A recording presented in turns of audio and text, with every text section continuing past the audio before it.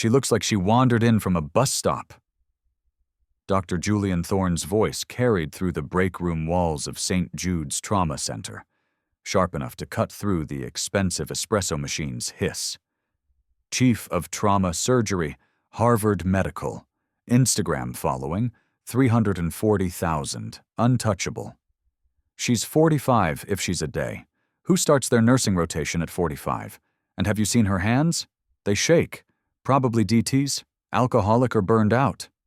He paused, then added with a smirk, though I'm sure she's very articulate. Nurse Jessica Monroe laughed. Where did they even find her? Probably some diversity quota thing. Urban youth program gone wrong, Greg Evans chimed in, and the room erupted in laughter.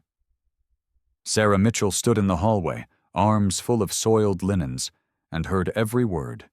45 years old, dark brown skin, natural hair pulled back in a simple bun. 3 weeks at St. Jude's, silent as a shadow. To people like Thorne, she was either invisible or a target. What Dr. Thorne did next would cost him everything he'd ever built. Comment where you're listening from. Subscribe to channel. But here's what nobody knew about the woman they called the Mute. Sarah Mitchell wasn't her real name, not the one that mattered anyway. The real Sarah Mitchell had died 3 years ago in the Argonne Dab Valley when an IED turned a convoy into a crematorium. The woman who walked out of that fire was something else entirely, something the polished doctors of St. Jude's couldn't begin to understand. She was born Sarah Mitchell in Oakland, California, 1980. South Side. Daughter of a single mother who worked double shifts at the county hospital as a nurse's aide, came home smelling like bleach and exhaustion, and still found time to help Sarah with her homework. Her father? Gone before she could remember. Just another black man the system swallowed whole. Her mother saved every penny to send Sarah to college, believing America rewarded hard work if you were twice as good and worked twice as hard. But Sarah didn't go to nursing school. Not at first. At 17, she walked into a Marine Corps recruiting office in downtown Oakland. The recruiter, a white man with a crew cut and a Confederate flag tattoo barely hidden under his sleeve, took one look at her.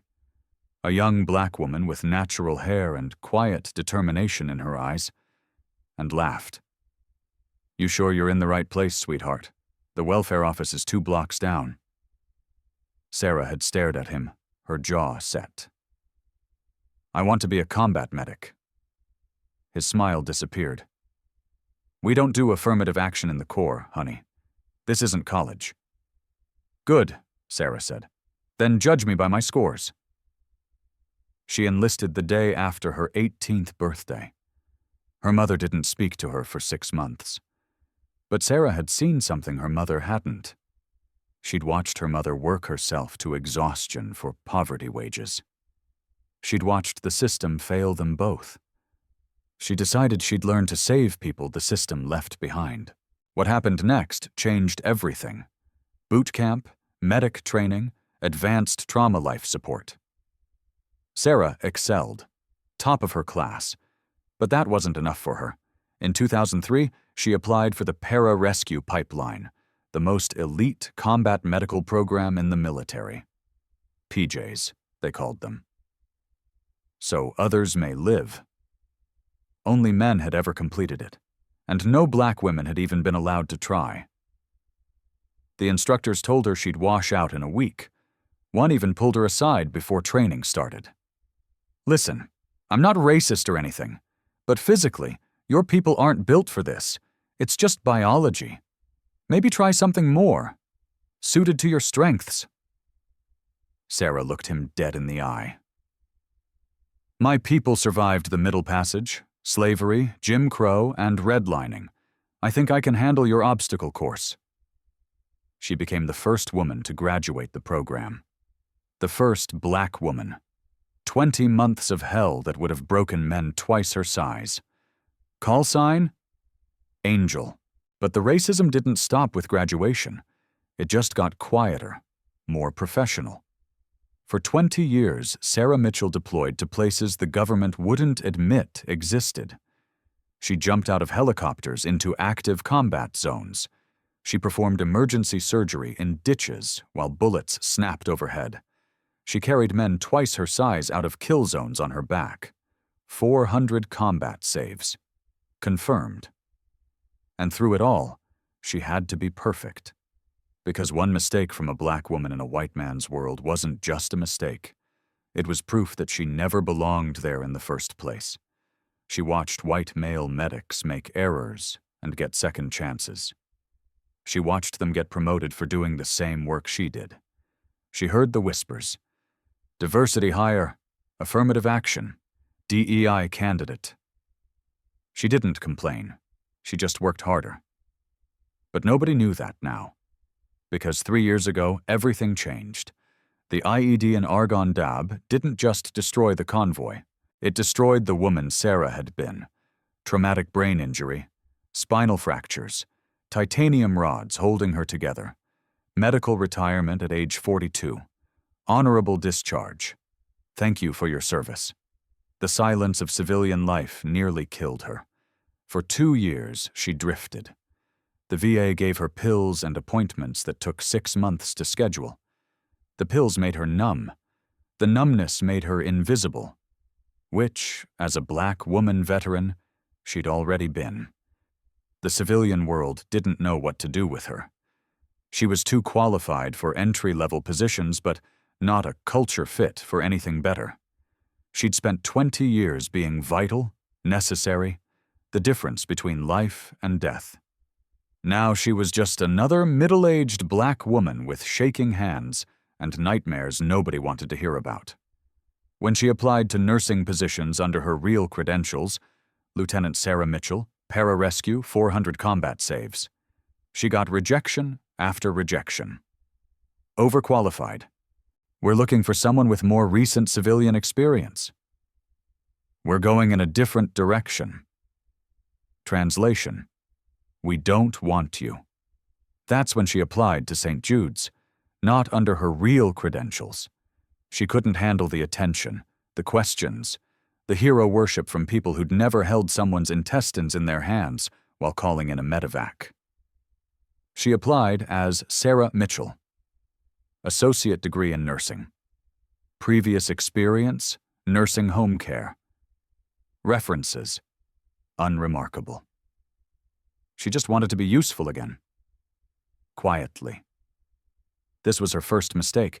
St. Jude's Trauma Center wasn't a hospital. It was a kingdom, and Dr. Julian Thorne was its uncrowned prince. Thorne came from Connecticut money. Old money mixed with new. His father owned pharmaceutical patents worth $400 million. His mother sat on the boards of 3 hospitals and a medical school. Julian himself had graduated Yale undergrad, Harvard Medical, and done his surgical residency at Johns Hopkins. At 38, he was the youngest chief of trauma surgery in St. Jude's 140-year history. His Instagram showed him in designer scrubs, posting motivational quotes about excellence and discipline. His TikTok featured him doing surgery demonstrations set to pop music. He had 340,000 followers who called him Dr. Dreamy and sent him marriage proposals. He was also a coward who froze under pressure, but nobody knew that yet. Sarah's first day at St. Jude's, nurse manager Karen Hartley handed her a mop. The regular janitorial staff called out sick, Karen said, not meeting Sarah's eyes. I need you to cover the 4th floor surgical wing. Sarah took the mop. She didn't argue. She'd cleaned latrines in 120-degree heat in Kandahar. She could clean floors. But this wasn't about cleaning. This was about putting her in her place. Every day for 3 weeks, they found new ways to humiliate her. Greg Evans, a second-year resident with a trust fund and an attitude problem, threw his dirty lab coat at her. Take that to laundry and grab me a coffee. Black, like you. He laughed like it was a joke. Sarah didn't react. Jessica Monroe, lead surgical nurse and Thorne's rumored girlfriend, assigned Sarah to graveyard shifts nobody else wanted. midnight to 8 a.m., 6 days a week. "Someone your age should be grateful to have any shifts at all," Jessica said, with a smile that didn't reach her eyes. Then, lowering her voice, "And between you and me, we have standards here. This isn't, well, you know." Sarah knew. Dr. Thorne himself never spoke directly to Sarah. He didn't have to. His contempt was clear in the way he'd hand instruments to other nurses and ignore her completely, even when she was standing right there. The way he'd sigh dramatically if she entered a room. The way he'd clutch his wallet if she walked past. The way he'd make jokes about senior citizen nursing students and urban healthcare workers that everyone laughed at. Nobody helped. Nobody spoke up. This is when Sarah started to understand what was really happening. It wasn't just ageism or casual workplace cruelty. It was a test. The elite doctors and nurses of St. Jude's had a culture, an ecosystem. They were protecting it. Anyone who didn't fit, anyone who didn't look like them, sound like them, come from their neighborhoods, anyone who threatened the hierarchy, anyone who made them uncomfortable by existing in a space that wasn't meant for them, had to be broken down or driven out. Sarah had seen this before. In the military, they'd at least been direct about it. Here, in the civilian world of prestigious hospitals and powerful doctors, it was all smiles and microaggressions, death by 1,000 cuts. She'd survived worse. She'd survived being the only black woman in rooms full of men who didn't think she belonged. She'd survived instructors who wanted her to fail. She'd survived combat. She could survive this. She decided to outlast them. What she didn't know was that Commander Marcus Breaker Hayes was about to change everything. November 14th, 2023. 2:47 p.m. The hospital PA system crackled with a tone Sarah hadn't heard before. 3 sharp blasts. Code black. Mass casualty. ETA 3 minutes. The break room emptied instantly. Dr. Thorne sprinted toward Trauma Bay 1, barking orders. "Jessica, Prepper 1. Greg, get the blood bank on the line. This is it, people. We have VIPs coming in from the airfield." Sarah stood by the linen cart, not assigned to the trauma bay. Her job was to mop up afterward. But as the sirens wailed closer, she heard a sound that made her blood freeze. The rhythmic thumping of a Pivehawk helicopter. That wasn't a civilian medevac. That was a military special operations bird. Sarah's hands, which had been shaking slightly, went completely still. Something had gone very, very wrong. The trauma bay doors exploded open. Paramedics burst in, accompanied by 2 massive men in tactical gear and earpieces. They wheeled in a stretcher. The patient was a catastrophe of blood-soaked gauze and shattered bone. "Male, early 40s, multiple gunshot wounds to thoracic cavity," the lead paramedic shouted, voice cracking. "BP 60 over 40 and dropping. 40. We lost his pulse twice in the bird." Dr. Thorne stepped up, ego swelling to fill the room. "I've got this. Clear the way. Get a line in him. Type and cross-match for O-neg, stat." The tactical operators hovered like attack dogs. One of them, a bearded giant with a scar running down his neck, grabbed Thorne's scrub sleeve. "Doc," the man growled. "This is Commander Hayes. You lose him, there's no hole deep enough for you to hide in." Thorne yanked his arm away. "Get these men out of my OR. I'm trying to save a life here." Security ushered the operators out. The tension remained thick enough to drown in. On the table, Commander Marcus Hayes was dying. Sarah shouldn't have been there. She was supposed to be restocking supply closets on the 4th floor. But something pulled her toward the trauma bay. Old instincts. The sound of the helicopter. The controlled chaos that wasn't quite controlled enough. She slipped into the observation area, staying in the shadows. On the table, Hayes was coding. The monitor screamed a flat, dissonant tone. "Fib!" Jessica screamed. "Paddles!" "Charge to 200, Thorne yelled. "Clear." Thump. Nothing. "Charge to 300. Thump. Come on. Thorne was sweating now. The confident surgeon was cracking. Sarah watched his hands, watched the way he was focusing on the chest wounds, missing the bigger picture. There was too much blood. The arterial spray was hitting the floor every time they did compressions, but it wasn't coming from the chest cavity alone. Sarah saw what Thorne missed. Hayes's abdomen was distended, tight as a drum. The bleeding wasn't external. It was junctional, high femoral artery, hidden by the shredded tactical pants. Thorne was pumping the blood out of Hayes with every compression. "Where's the bleeder?" Thorne screamed. "I can't see anything through this mess." Sarah moved. She didn't think. 20 years of muscle memory took over. She walked past the observation glass, through the scrub room, and into the trauma bay. "Hey!" Greg stepped in front of her. "What are you doing? You're not authorized—" Sarah shoved him. Not a push, a tactical strike, shoulder to sternum. Greg stumbled backward into a cart of instruments, the breath knocked out of him. "Hey!" Thorne looked up, eyes wide with rage. "What the hell are you doing? Security!" Sarah ignored him. She reached the table. She didn't look at Thorne. She looked at the wound on Hayes's upper thigh, the one hidden by the trauma of the chest injuries. "He's bleeding out from the femoral," Sarah said. Her voice dropped an octave into the command voice that had directed fire teams under mortar attack. "Stop compressions. You're pumping the blood out of him." "You're fired," Thorne roared. "Get away from my patient." Sarah didn't flinch. She jammed her fist, her entire gloved fist, deep into the wound on Hayes's groin. It was a brutal, archaic maneuver, the kind of battlefield medicine that doesn't exist in sterile surgical bays. The room went silent.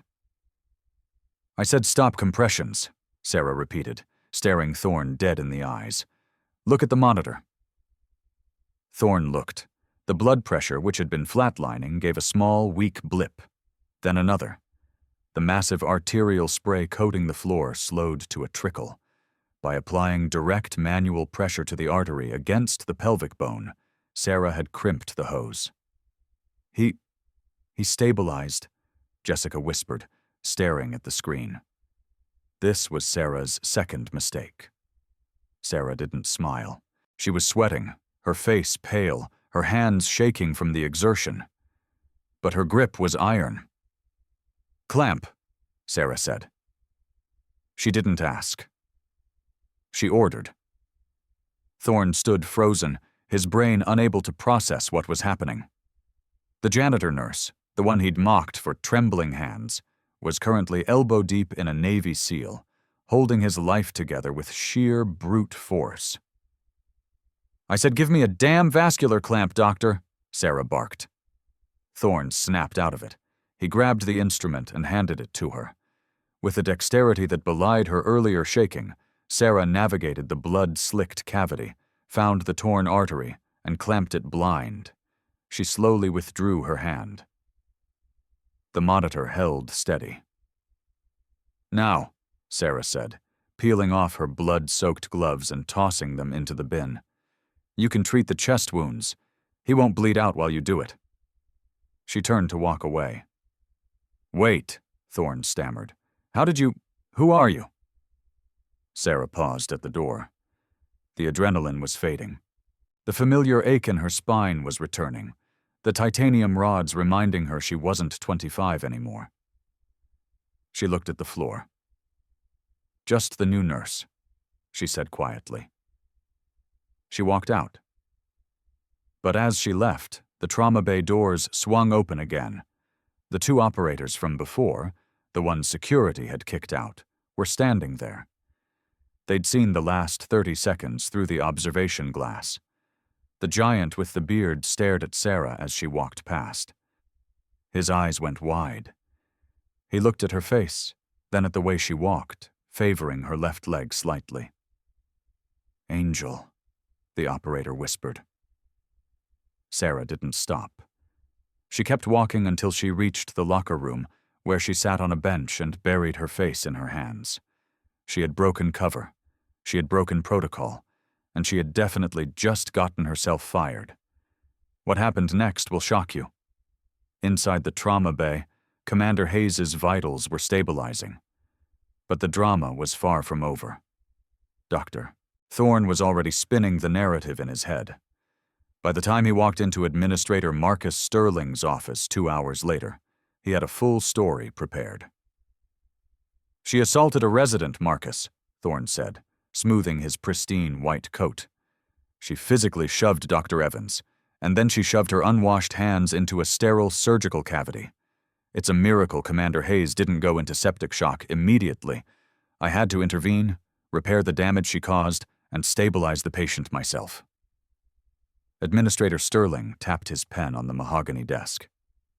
Sterling was 62, silver-haired, and cared more about St. Jude's endowment fund than actual patient care. "But the patient is alive." "Because of me," Thorne lied without blinking. "I guided the team.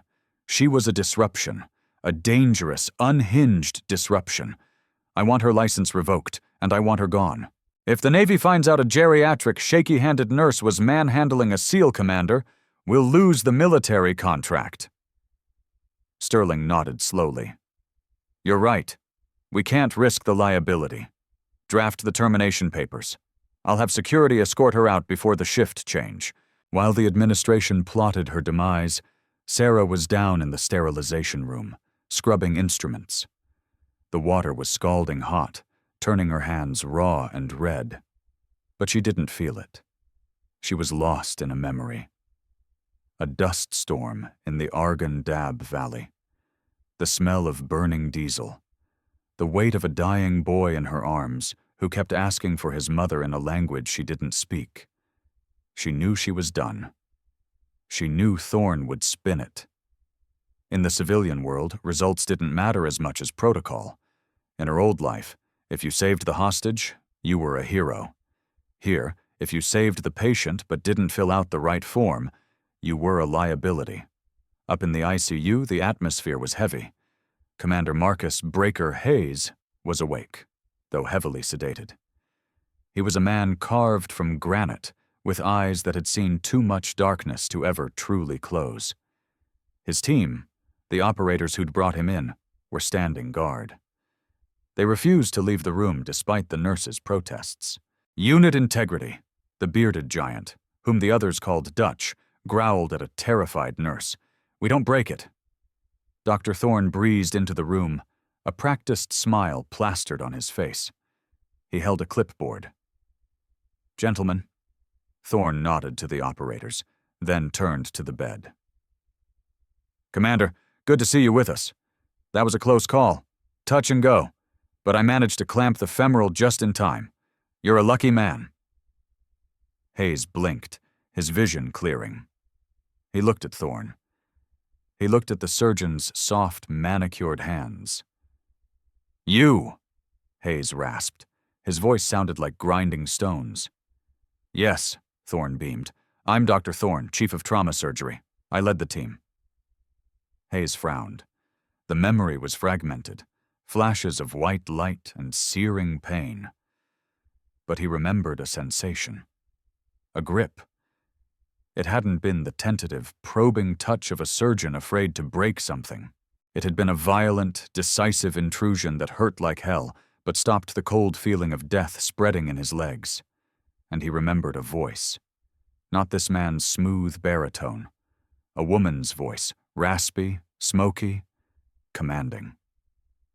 "There was a woman," Hayes whispered. Thorne's smile didn't waver, but his eyes tightened. "Ah, yes, the nurses. They were assisting me. Standard procedure."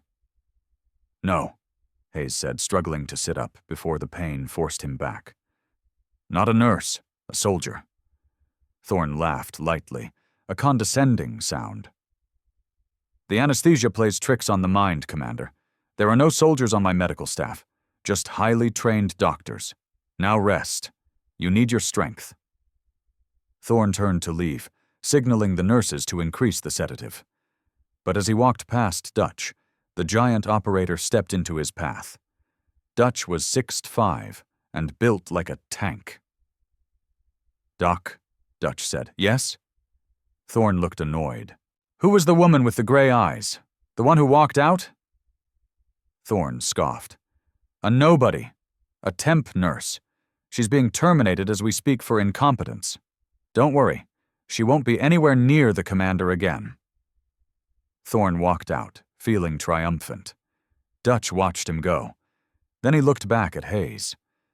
The commander's eyes were open, and the fog was clearing. Dutch, Hayes whispered.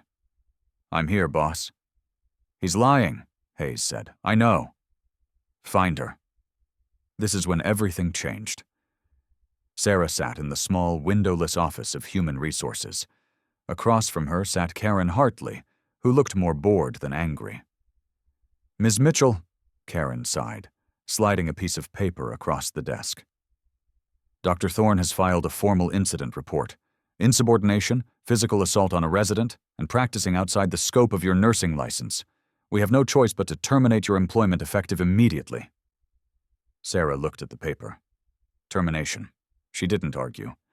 She didn't explain that Thorne had been freezing up, or that the resident had been in the way. She simply nodded. Okay, Sarah said softly. Please hand over your badge, Karen said. Sarah unclipped the plastic ID from her scrub top and placed it on the desk.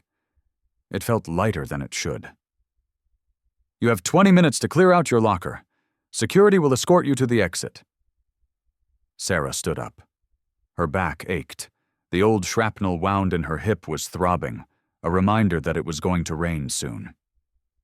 She walked out of the office, flanked by 2 security guards who looked at her like she was a criminal. They marched her through the main hallway. It was shift change. The hallway was crowded with doctors, nurses, and residents.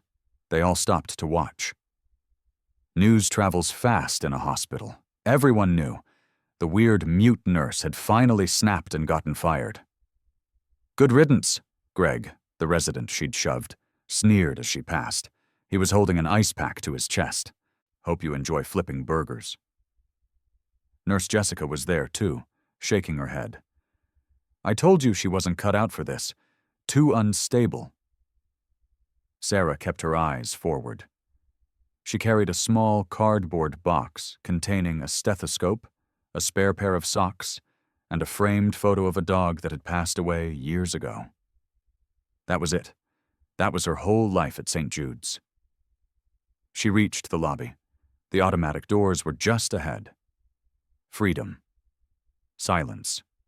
Hold it! The shout was so loud it rattled the glass in the reception booth. The security guard stopped. Sarah stopped. Down the long corridor coming from the elevators was a phalanx of men. It was Dutch and 3 other operators.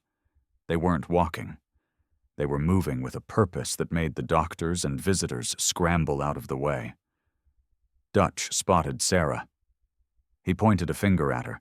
You, Dutch bellowed. Don't move. The security guards put their hands on their belts. They didn't carry guns, just tasers. Sir, you can't be down here. This is a restricted... Dutch didn't even look at the guard. He just kept walking until he was standing 2 feet from Sarah. He towered over her. The hallway went dead silent. Everyone was watching. Was she in trouble? Had she hurt the patient? Was this the military police coming to arrest her? Greg smirked. Oh, this is going to be good. They're going to arrest her. Dutch looked down at Sarah. He looked at the cardboard box in her hands. Then he looked at her face, studying the scar above her eyebrow, the gray eyes, the way she stood with her weight distributed evenly, ready to move. Ma'am, Dutch said, his voice surprisingly gentle for a man of his size. Commander Hayes is asking for you. Sarah tightened her grip on the box. I don't work here anymore. I was just fired. Dutch's head snapped up. He looked around the lobby, his eyes scanning the crowd until they landed on Dr. Thorne, who had just come down to enjoy the show. Fired? Dutch repeated, the word heavy with menace. She nearly killed the patient, Thorne shouted from the back, trying to regain control of the narrative. She is a danger to this hospital. Officers, remove her." Dutch turned his body slowly toward Thorne. The other 3 operators fanned out, creating a protective perimeter around Sarah. It was a subtle tactical move. Diamond formation, used to protect a VIP. "Nearly killed him?" Dutch asked, his voice low. "Yes," Thorne sputtered, his face turning red. That man up there is alive because someone knew how to crimp a femoral artery without seeing it," Dutch interrupted. "And I know for a fact, doctor, that it wasn't you. I saw the security footage from the bay." A gasp went through the lobby. "That's confidential property," Thorne protested. "It's evidence," Dutch corrected. "And I saw a woman with a distinct limp and a left-handed clamp technique save my CO's life while you were screaming for electricity." Dutch turned back to Sarah. He saw the way she was looking at the floor, trying to disappear. He saw the shame she shouldn't be feeling. "We checked your file, ma'am," Dutch said softly, so only she could hear.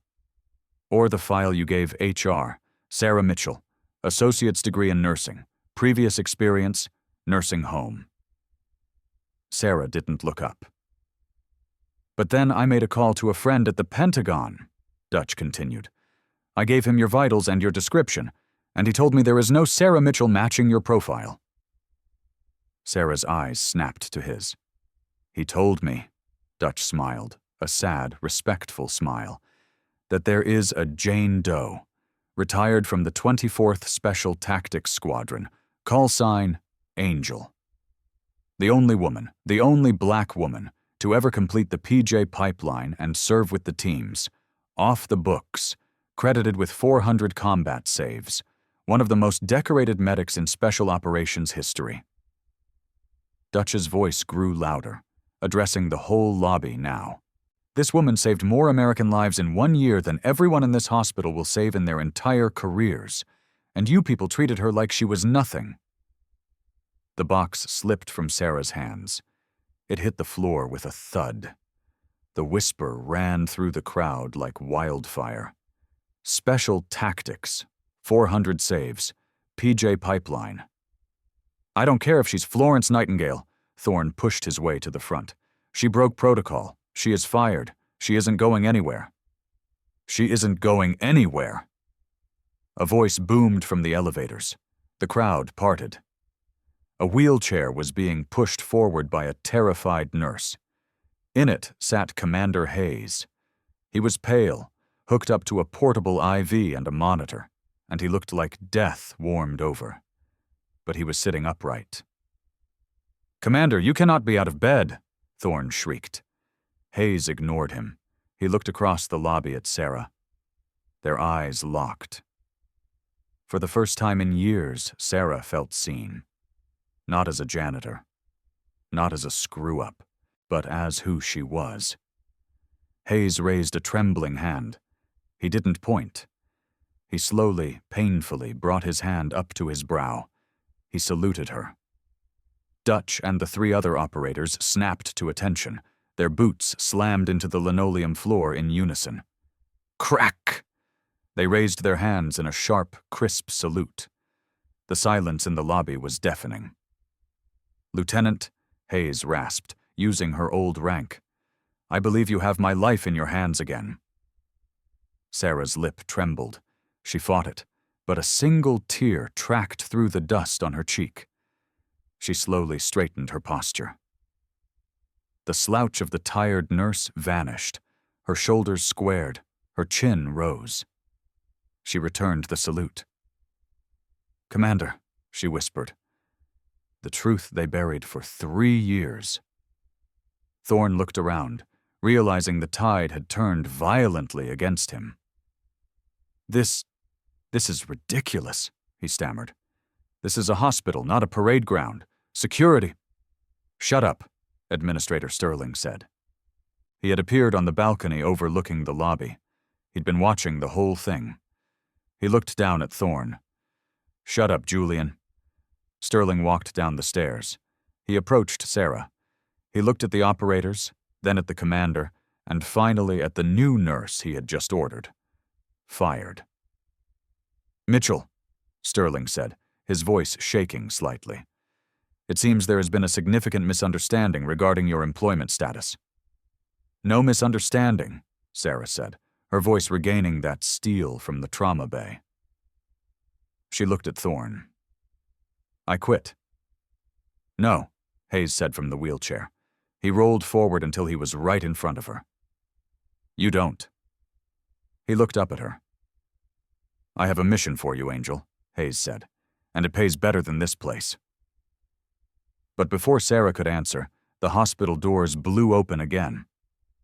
This time it wasn't a patient. It was a man in a black suit, holding a briefcase, followed by 2 state troopers.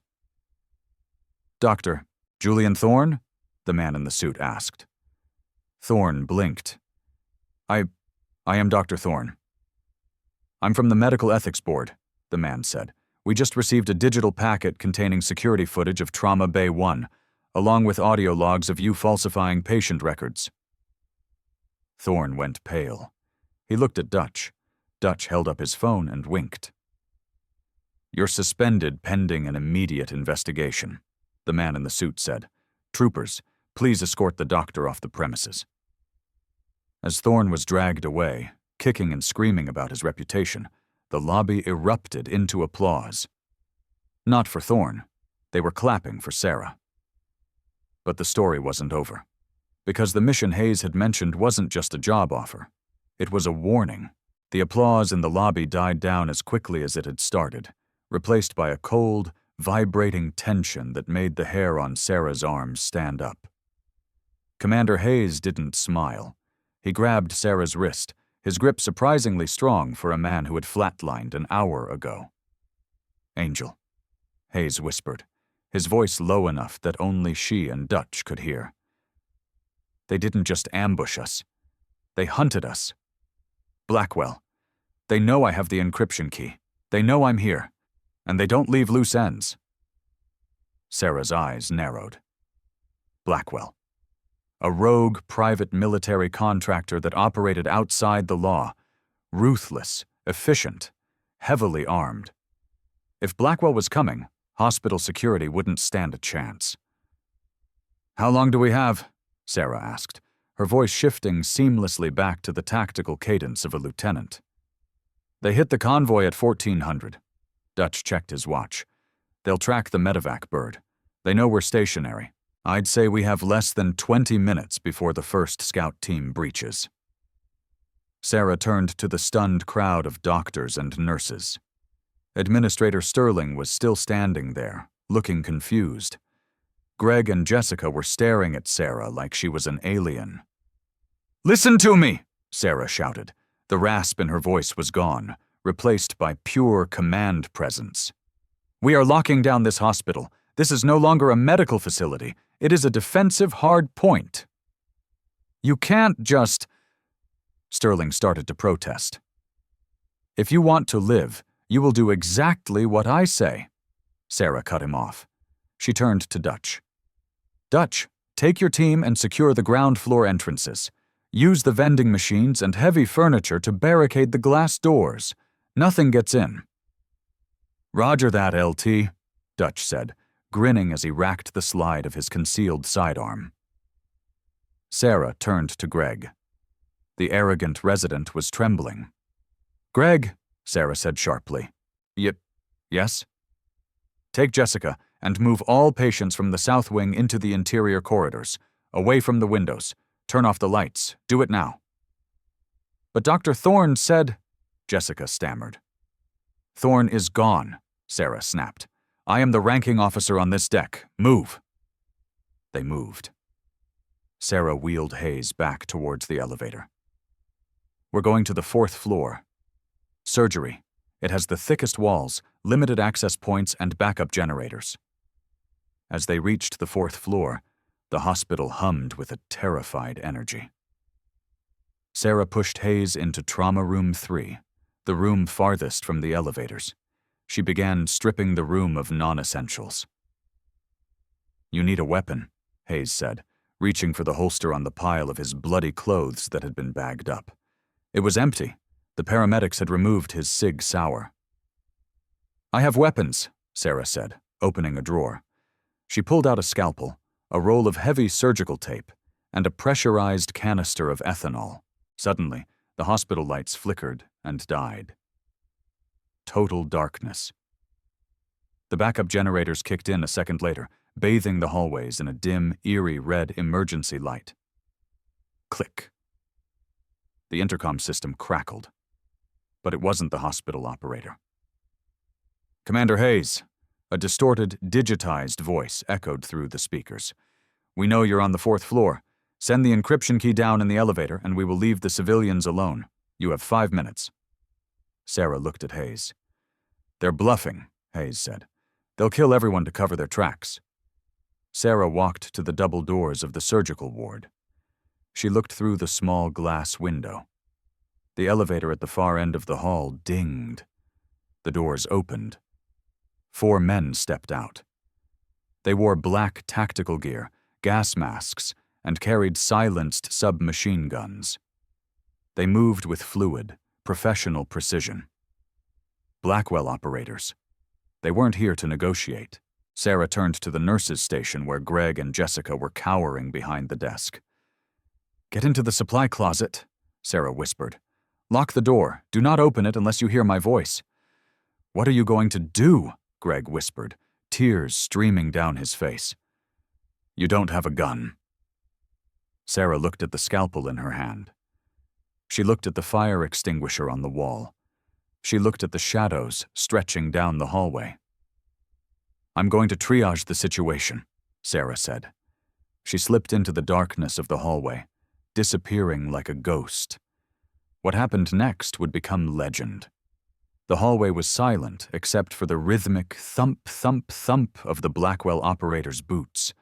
They moved in a stack, checking rooms one by one. Kick, clear, move, kick, clear, move. They were getting closer to Trauma Room 3. The lead operator signaled to stop. He saw something on the floor. It was a wheelchair, overturned. A distraction. Check right, the leader whispered into his comms. The second man peeled off to check the linen closet. He opened the door. Whoosh! A blast of white powder exploded into his face. Sarah had rigged a dry chemical fire extinguisher to the door handle with surgical tape. The operator gagged, blinded, flailing his arms. In the confusion, a shadow dropped from the ceiling panels above them. It was Sarah. She didn't land on the ground. She landed on the third man's back. Before he could raise his weapon, she jammed a syringe into the exposed gap of his neck armor. Succinylcholine, a paralytic agent used for intubation. The man dropped like a stone, his muscles seizing instantly. The leader spun around, firing blindly. Bullets chewed up the drywall, but Sarah was already moving. She rolled under a gurney, sliding across the polished floor like a baseball player stealing home. She came up behind the blinded man, who was still pawing at his eyes. She kicked the back of his knee, bringing him down, and snatched the MP5 submachine gun from his hands. Contact rear! The leader screamed. Sarah didn't hesitate. She wasn't a nurse anymore. She was Angel. She fired 2 controlled bursts. The leader took a hit to his vest and stumbled back, taking cover behind the nurse's station desk. The fourth man sprayed fire down the hall, forcing Sarah to dive into an open patient room. She's armed! The leader yelled. Flank her! Frag out! A grenade skittered across the floor, stopping just outside Sarah's door. Sarah saw it. She didn't have time to run. She grabbed a heavy lead-lined apron used for X-ray protection that was hanging on the door hook. She threw it over the grenade and dove behind the solid oak bed frame. Boom! The explosion shook the floor. The lead apron absorbed most of the shrapnel, but the concussion wave rattled Sarah's teeth and made her ears ring. Dust and smoke filled the corridor. Move up, move. She's stunned, the leader commanded. The 2 remaining operators advanced through the smoke. Sarah was dazed. Her vision swam. Blood trickled from her nose. She checked the MP5, jammed from the impact. Useless. She looked around the room. An oxygen tank, a defibrillator. She grabbed the defibrillator paddles and hit the charge button. Whine. Clear. Left, a voice said right outside the door. A black boot stepped into the room. Sarah didn't wait. She lunged. She didn't aim for the man. She aimed for his weapon. She battered the barrel aside with her left hand, screaming as the hot suppressor burned her palm. With her right hand, she slammed the defibrillator paddle against the man's chest, right over his heart. Clear! Sarah yelled. Zap! 360 joules of electricity surged through the operator. His body went rigid. His finger clamped down on the trigger, sending a spray of bullets into the ceiling before he collapsed, convulsing. One man left. The leader. Sarah grabbed the fallen man's pistol. A Glock 19. She rolled onto her back, aiming at the door. But no one came in. Silence. You're good, the leader's voice called out from the hallway. For a nurse. I'm not a nurse, Sarah called back, her voice steady despite the pain in her hand. I know, the voice said. Angel, we read your file. Pity, you could have worked for us. I don't work for traitors. Then you die. A metal canister rolled into the room. Not a frag grenade. Flashbang. Sarah squeezed her eyes shut and covered her ears. Bang! Even with her eyes closed, the light was blinding. Her ears screamed. She was disoriented. The leader stormed the room. He saw her on the floor. He raised his rifle to her head. Goodbye, Angel. Click. The hammer fell on an empty chamber. He had fired his last rounds at the ceiling during the confusion with his partner. The leader cursed and reached for his sidearm, but the half-second delay was all Sarah needed. She didn't shoot him. She swept his legs. He hit the ground hard. Sarah was on top of him instantly. It was a brawl now. Brutal close-quarters combat. He was stronger, heavier. He punched her in the face, splitting her lip. She took the hit and head-butted him, her forehead smashing into his nose. He roared and grabbed her throat, squeezing. Black spots danced in Sarah's vision. She couldn't breathe. Her hand scrabbled on the floor. She felt cold metal. A pair of trauma shears she had dropped earlier. With her last ounce of strength, she drove the shears down into the weak point of his tactical vest, the shoulder strap connection. He screamed and released her. Sarah rolled away, gasping for air. She grabbed the Glock she had dropped. The leader stumbled to his feet, pulling a knife. Stay down, Sarah warned. He lunged. Bang, bang. 2 shots to the chest. The leader fell backward, crashing into a cart of sterile gauze. Silence returned to the 4th floor. Sarah sat there for a moment, panting, blood dripping from her nose and lip. Her scrub top was torn, revealing the old scars on her arms. Is it over? Sarah spun around, gun raised. It was Greg. He was peeking out of the supply closet, his face pale as a sheet. He looked at the bodies of the highly trained Blackwell mercenaries scattered in the hallway. He looked at the burnt mark on the wall from the grenade. And then he looked at Sarah. She was covered in dust, blood, and sheetrock. She looked terrifying. She looked magnificent. Check the stairwell, Greg, Sarah said, standing up and wiping the blood from her mouth. And get me a suture kit. I think I popped a stitch. Greg nodded frantically. Yes, ma'am. Right away, ma'am. Sarah limped toward Trauma Room 3. She opened the door. Commander Hayes was sitting up, holding a scalpel, ready to fight. He saw Sarah and relaxed. Status? Hayes asked. Floor secure, Sarah said, leaning against the doorframe. 4 hostiles down, but they'll send a second wave. We need to move. We can't, Hayes said, nodding towards the window. Sarah looked out. Down in the parking lot, 3 black SUVs had pulled up. More men were pouring out, heavily armed men, and a helicopter was approaching from the south. Not a medevac, a blacked-out attack chopper.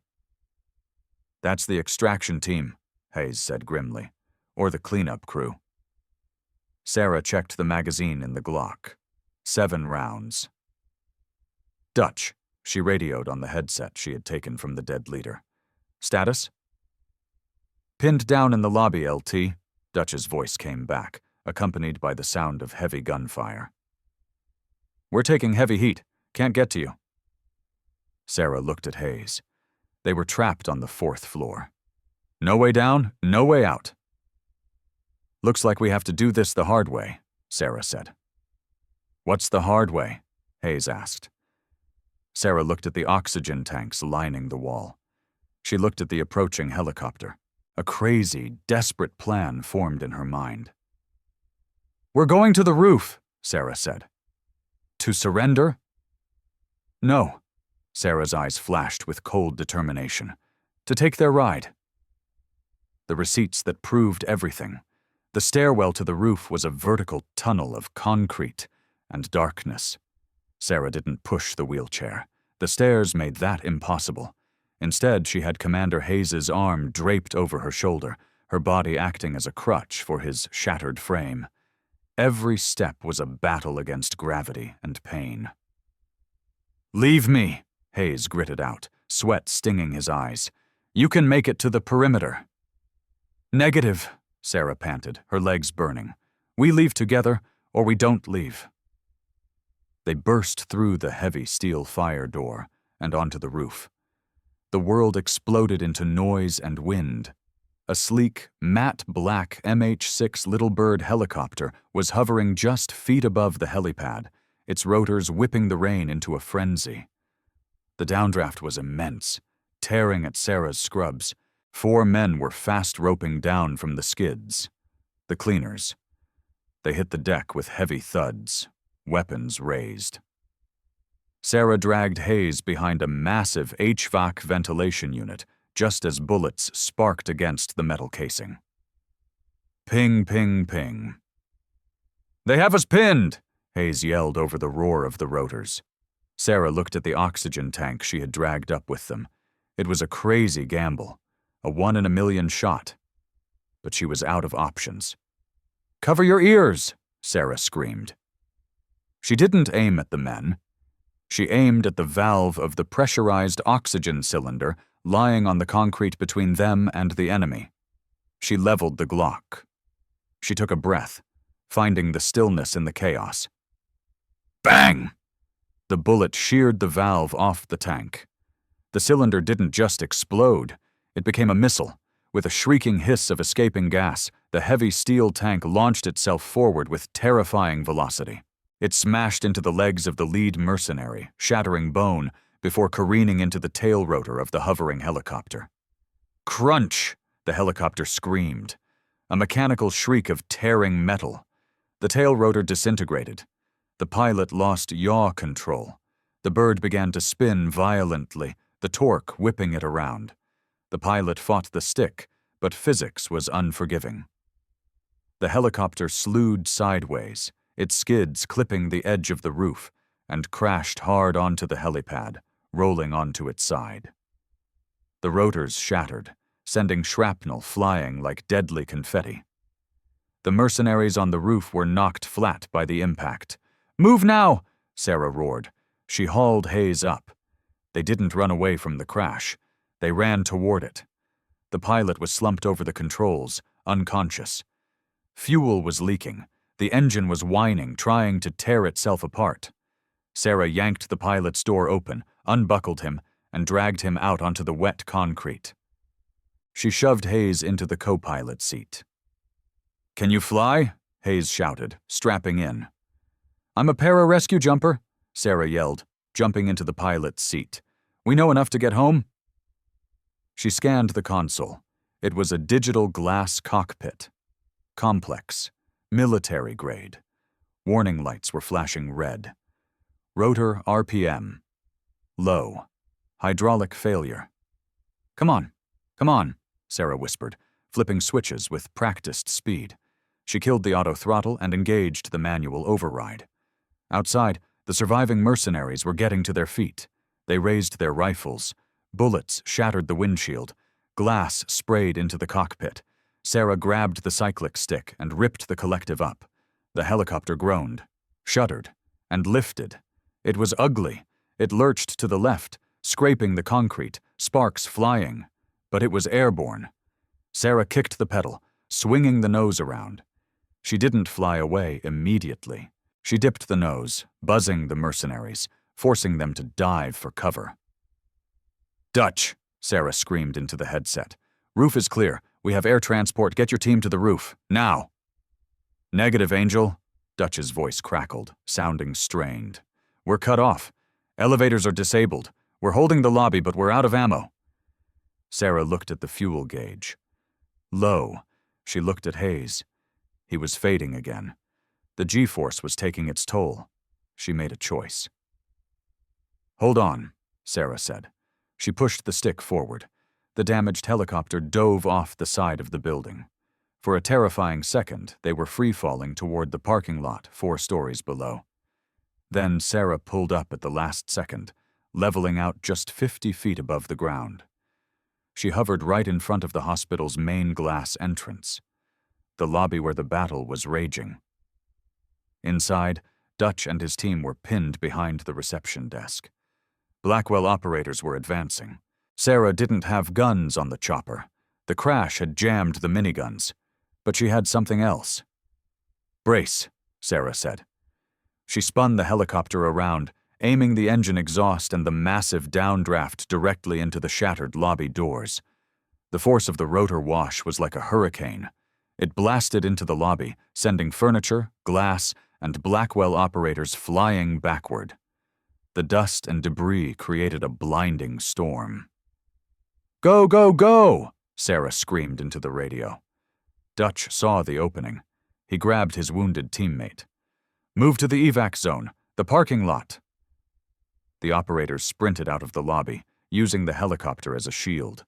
They scrambled into the back of the hovering bird, hauling themselves onto the skids.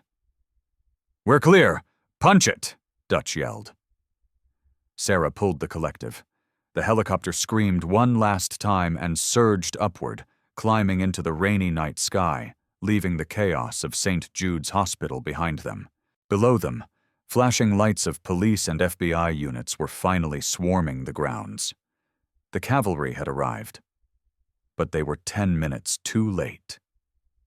If it hadn't been for the nurse with the shaking hands, everyone would be dead. The justice nobody expected. The private airfield in Virginia was quiet. The sun was setting, casting long orange shadows across the tarmac. Sarah stood by the chain-link fence, wearing civilian clothes, jeans and a leather jacket. Her arm was in a sling, and she had a butterfly bandage over her eye. A black government sedan pulled up. Dutch got out first, looking clean-shaven and wearing a dress uniform. He opened the back door. Commander Hayes stepped out. He was on crutches, but he was standing. He wore his full dress whites. The gold trident of a Navy SEAL gleamed on his chest. He walked over to Sarah. "They told me you declined the medal," Hayes said softly. Sarah shrugged, looking at the runway. "I didn't do it for a medal. I just wanted to do my job." "You did a hell of a lot more than that," Hayes said. "Blackwell has been dismantled. The files you secured, they took down 3 corrupt senators and half the defense board. You cleaned house, Angel." "I'm retired, Commander," Sarah said. "Or I was supposed to be." Hayes reached into his pocket. He pulled out a small velvet box. "The Navy can't officially recognize what happened at that hospital," Hayes said. "But the Brotherhood can." He opened the box. Inside wasn't a medal. It was a pin, a small golden angel wing. "The guys from the squadron voted," Hayes smiled. "You're not Angel anymore. Your new call sign is Valkyrie, because you choose who lives and who dies." Sarah took the pin. She felt a lump in her throat. "What about the hospital?" Sarah asked. "Dr. Thorne?" Dutch laughed, stepping forward. "Thorne? He's currently facing federal charges for medical negligence and fraud. And get this, Administrator Sterling resigned. The board appointed a new chief of nursing." "Who?" "Jessica," Dutch grinned. She grew a backbone that night. She told the FBI everything. Sarah smiled. It was a real smile this time. So, Hayes said, the job offer still stands. We need a medic for a new task force. No red tape, no administrators, just the mission. Sarah looked at her hands. They weren't shaking anymore. She looked at Hayes, then at the horizon. When do we start? What this story is really about. Back at St. Jude's, the break room was quiet. A new nurse was restocking the shelves. Greg, the resident, walked in. He looked different, humbled. He saw the new nurse struggling with a heavy box. In the past, he would have ignored her. He would have laughed. "Hey," Greg said, stepping forward. "Let me get that for you." "Thanks, doctor." The nurse smiled. Greg looked at the empty locker in the corner, the one that used to belong to Sarah. Someone had taped a small printed picture to it. It was a blurry photo from a security camera, showing a woman standing amidst the smoke, holding a defibrillator paddle like a shield. Underneath it, someone had written one word in Sharpie: respect. Greg tapped the photo, then turned back to the room. "Carry on," he said. The legend of the nurse who was a soldier would never leave those halls, and the doctors never laughed at a new hire again. The bigger picture nobody wants to talk about. This story isn't just about combat. It's about the invisible battles people fight every day. Sarah Mitchell represents the thousands of black veterans who walk among us, carrying skills and burdens we can't see, who served their country with distinction and came home to a nation that still sees them as threats instead of heroes. The doctors judged her by her silence, mistaking trauma for weakness and humility for incompetence. They saw a middle-aged black woman with shaking hands and assumed the worst. Drugs, alcohol, failure. They never asked why her hands shook. They never asked what she'd done before. They never asked what she'd survived. They saw her blackness and her age and decided she wasn't worth their time. In a world obsessed with status and ego, where a black woman has to be twice as good to get half the recognition, Sarah reminds us that true strength doesn't need to announce itself. It just steps up when the fire starts. How many times have you dismissed someone because they didn't fit your idea of competence? How many times have you judged someone by their appearance, their age, their race, their silence? How many times have you seen a black woman and assumed she wasn't qualified? How many times have you clutched your wallet, locked your car door, or questioned someone's credentials because of the color of their skin? That janitor? That quiet co-worker? That black woman doing the grunt work nobody else wants? She might be the only one capable of saving your life. Sarah Mitchell spent 20 years saving people in the worst conditions imaginable. She came home to a country that gave her pills instead of purpose, a system that valued credentials over capability, a hospital that saw her black skin and shaking hands and assumed weakness, never asking why they shook, never asking what she'd survived. Those hands shook because they'd held dying boys in the dirt of Kandahar, because they'd performed emergency surgery under enemy fire, because they'd saved 400 lives while the people mocking her were still in medical school, learning from textbooks. And when the moment came, when a white doctor froze and a Navy SEAL was dying, those shaking black hands were the steadiest thing in the room. Let me ask you something. Have you ever been dismissed because of your age, your background, the way you look, the color of your skin? Have you ever been the only black person in a room and felt every eye on you, waiting for you to fail? Have you ever been told you only got the job because of diversity quotas, not because you earned it? Have you ever worked twice as hard for half the recognition because you had to be perfect while others could be mediocre? Have you ever watched someone less qualified get promoted because they had the right connections, the right accent, the right last name, the right skin color? Have you ever done everything right and still been treated like you didn't belong? Have you ever been called articulate like it was a surprise? Have you ever had someone clutch their purse when you walked by? Have you ever been followed in a store, questioned by security, or had the police called on you for existing in a space where someone decided you didn't belong? Drop your story in the comments. Because this isn't Sarah's story alone. This is the story of every Black woman who's been underestimated, every person of color who's been told they're not enough, everyone who's had to prove themselves twice as hard for half the recognition. This is the story of everyone who's been judged by the color of their skin instead of the content of their character. Share this story. Not the sanitized version, the real version. Because the world needs to know that the people they dismiss, the Black women they overlook, the veterans they ignore, might be their only hope when everything falls apart. The Black woman mopping the floor might be the one who saves your life. The quiet person of color in the corner might be the genius you've been looking for. The washed-up, middle-aged Black worker might be the most competent person in the building. But you'll never know if you don't look past your prejudices. You'll never know if you don't see past the color of someone's skin. You'll never know if you keep judging books by their covers. Sarah Mitchell served her country for 20 years. She saved 400 lives. She became the first Black woman to complete one of the most elite military programs in the world. And when she came home, America treated her like she was nothing. Until the day she proved she was everything. Subscribe to channel. Because every week, we tell you the truth they don't want you to know.